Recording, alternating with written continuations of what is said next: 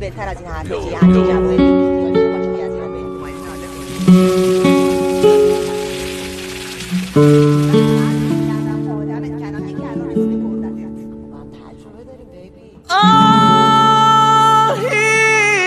چی شد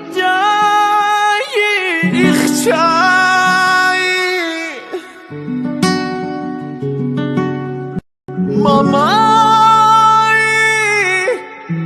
چه بجایی خاله شدایی تو ببویی امو اوف چه